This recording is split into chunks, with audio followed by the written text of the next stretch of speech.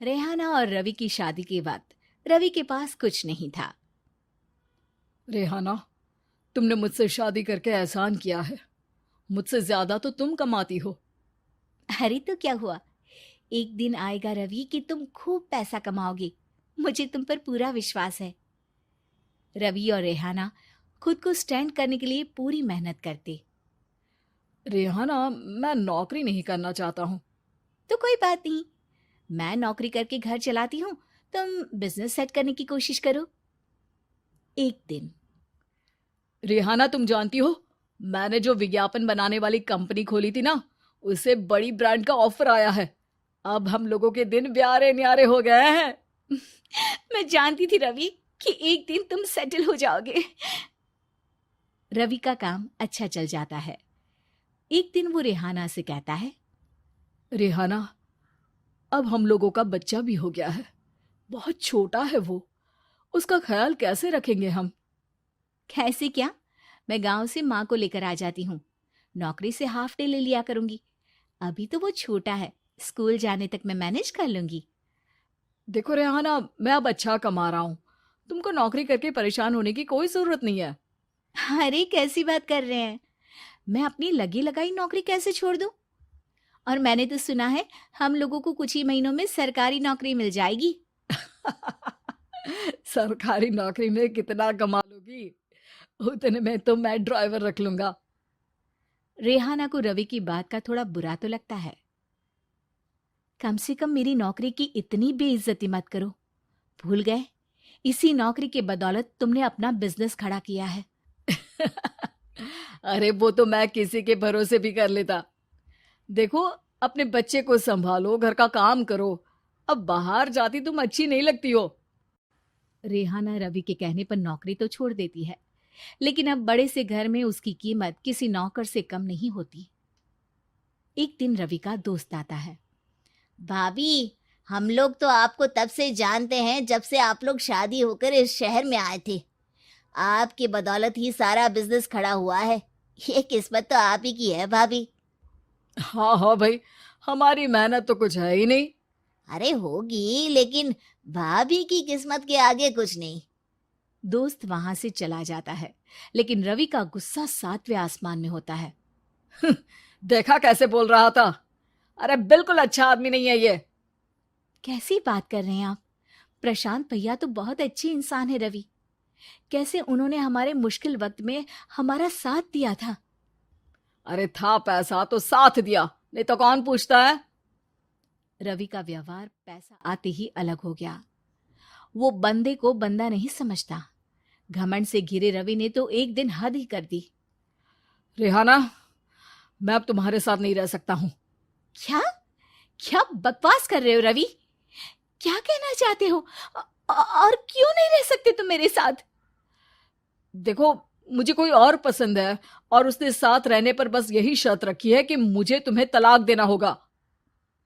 रेहाना, जो कि एक स्वावलंबी महिला थी, उसने बिना देर किए रवि को कह दिया, कोई इश्यू नहीं, मुझे पैकिंग में 4 दिन का वक्त लगेगा, लेकिन तब तक मैं तुम्हारे साथ नहीं रहूंगी।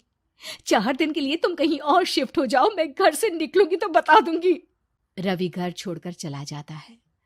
रेहाना को दुख होता है, वो रोती है, लेकिन व्यवहार से स्ट्रांग रेहाना को पति के वापस आने का और उसे सबक सिखाने का पूरा भरोसा था।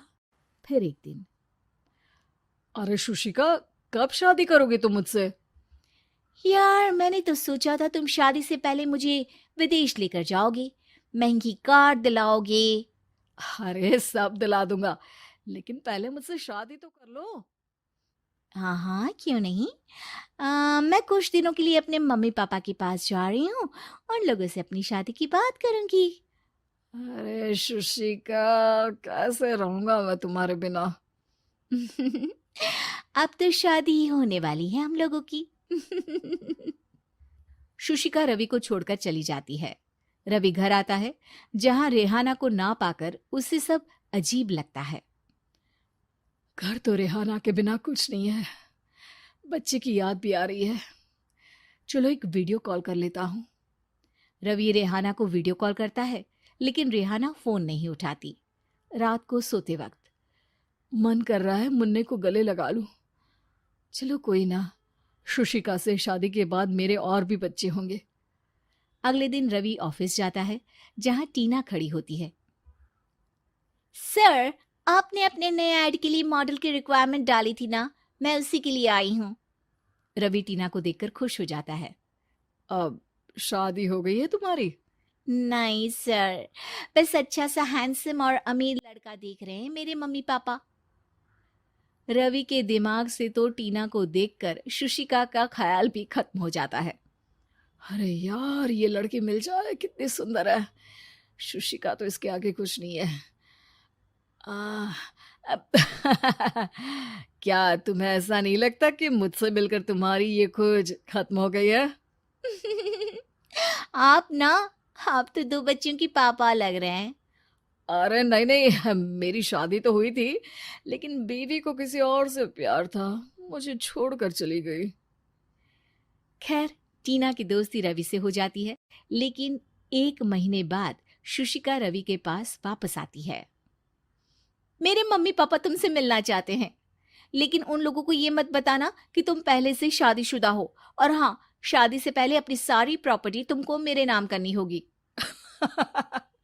अरे पागल, अब मैं तुमसे शादी ही नहीं करना चाहता। भला ऐसी लालची औरत से कौन शादी करेगा? तभी वहां टीना आ जाती है। रवि, ये पागल सी औरत कौन है? देखो, तुमने ही कह दिया ना पागल, तो पागल ही है। पता नहीं कौन है, कह रही है शादी कर लो, लेकिन शादी से पहले अपनी सारी प्रॉपर्टी मेरे नाम कर दो। बोल तो सही रही है। वैसे तुम जानती हो, मेरी एक सहेली है, उसके पति ने उसे पैसा आते ही छोड़ दिया, जबकि उसको खड़ा करने वाली ही मेरी सहेली थी। और मुझे भी भरोसा नहीं है। अगर मैं भी तुमसे शादी करूंगी तो तभी जब तुम मेरे नाम अपनी सारी प्रॉपर्टी कर दोगे। अरे हाँ हाँ, क्यों नहीं, बिल्कुल कर दूंगा। रवि और टीना की शादी की तारीख तय हो जाती है।